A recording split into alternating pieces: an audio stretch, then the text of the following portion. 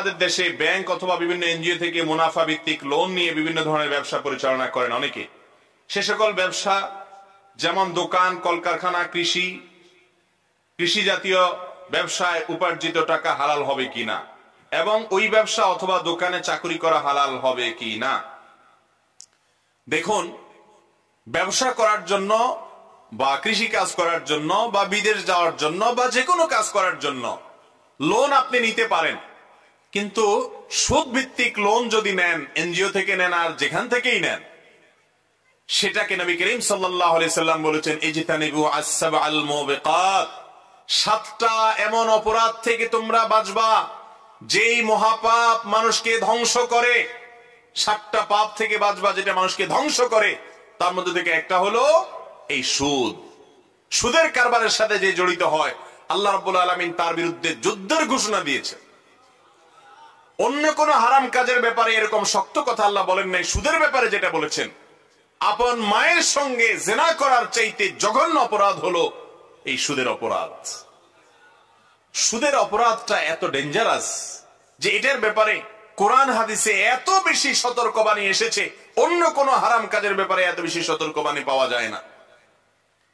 আর শয়তান সেজন্য সুদটাকে এমন ভাবে ছড়াই দিছে, ঘরে ঘরে, গ্রামে গ্রামে, শহরে শহরে, দোকানে পাটে, ব্যবসা প্রতিষ্ঠানে সুদ ছাড়া কিছুই নাই। কারণ শয়তান চায় সবাইকে জাহান্নামে নিয়ে যেতে। সুদের বিরুদ্ধে সংগ্রাম করবো তো ইনশাআল্লাহ। মনে রাখবেন, সুদ দূর করার জন্য কর্জে হাসানা চালু করতে হবে। কি করতে হবে? কর্জে হাসানা কি? হাওলাত দেওয়া, হাওলাত, লোন দেওয়া।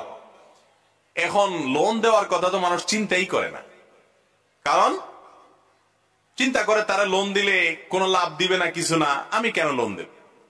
এখন এমন একটা সময় আসছে, আমরা থুতুবেলার সময় চিন্তা করে কোন দিকে ফালালে লাভ হবে। ঠিক না? ঠিক। স্বার্থের পেছনে এতটা অন্ধ হয়ে গেছি আমরা। ভাইরা আমার, কোন কোন ক্ষেত্রে কোন মানুষ বিপদে পড়েছে, আপনি যদি তাকে হাওলাত দেন, দান করলে যে পরিমাণ সওয়াব হবে, হাওলাত দিলে তার চেয়ে বেশি সওয়াব হবে কোন কোন ক্ষেত্রে। এত বড় ইবাদত কিন্তু আমাদের সমাজ থেকে হারায় গেছে। অবশ্য হারানোর আরেকটা কারণও আছে।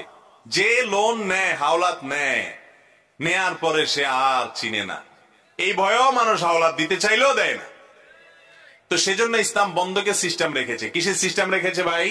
বন্ধক। আপনি যখন লোন দিবেন, সে দিবে না না দিবে ভয় আছে, লোনের সমমূল্যের সম্পদ তার কাছ থেকে আপনি বন্ধক রাখেন এমন ভাবে, যদি না দেয় তাহলে সমাজের গণ্যমান্যদের মাধ্যমে সেটা বিক্রি করে আপনি টাকা নিতে পারেন, তাহলে সে আর ডাইনে বামে যেতে পারবে না। অতএব সুদে লোন, এটাকে আল্লাহ তাআলা হারাম করেছেন। সমাজে যারা সুদি লোন নিয়েছে, এদের কিছু মানুষকে দেখবেন যে হয়তো এরা দাঁড়াতে পেরেছে, বেশিরভাগ মানুষ কিন্তু আমাদের চোখের সামনেই ধ্বংস হয়ে যায়। ঠিক না ঠিক? এনজিও গুলো লোন দেয়, সুদি লোন দেয় চড়া মূল্যে, এরপরে আস্তে আস্তে ঘরের টিন খোলা ধরে। ঠিক না ঠিক? আপনার যে পুঁজি আছে, অল্প পুঁজি, কোন পুঁজি নাই, শরীর দিয়ে পরিশ্রম করে কাজ শুরু করেন, অল্প করে ছোট্ট করে ব্যবসা শুরু করেন, এরপর আস্তে আস্তে সামনে বাড়ান, কয়েক কেজি আম বেচতে বসেন, ওখান থেকে সামান্য প্রফিট হবে, সেটা দিয়ে আবার শুরু করেন, এভাবে আস্তে আস্তে উদ্যোক্তা হন। কিন্তু সুদের উপরে লোন নিয়ে যদি আপনি শুরু করেন, ওই প্রেসার সামলাইতে সামলাইতে আপনি দাঁড়াতে পারবেন। আর যদি দাঁড়াইতে পারেনও, আপনার এই ব্যবসা আপনার দুনিয়া এবং আখিরাত এই সবগুলোর সমস্ত কল্যাণ এবং বরকত ধ্বংস করবেন আল্লাহ তাআলা। কারণ সুদকে আল্লাহ তাআলা হারাম করেছেন, হারামে আরাম থাকতে পারে না। এই জন্য সুদের বিরুদ্ধে আমরা দাঁড়াবো তো ইনশাআল্লাহ। আল্লাহ তাআলা আমাদেরকে বুঝার তৌফিক দান।